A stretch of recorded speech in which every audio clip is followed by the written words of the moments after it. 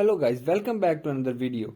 In this video I will show you how to fix Dragon Ball Fighterz errors and issues on your Windows 11 or Windows 10. So to fix this issue, follow every step as I am showing in this video, and do not forget to subscribe this channel and also press the bell icon for the latest upcoming videos. Hope so this will fix your problem and help you a lot.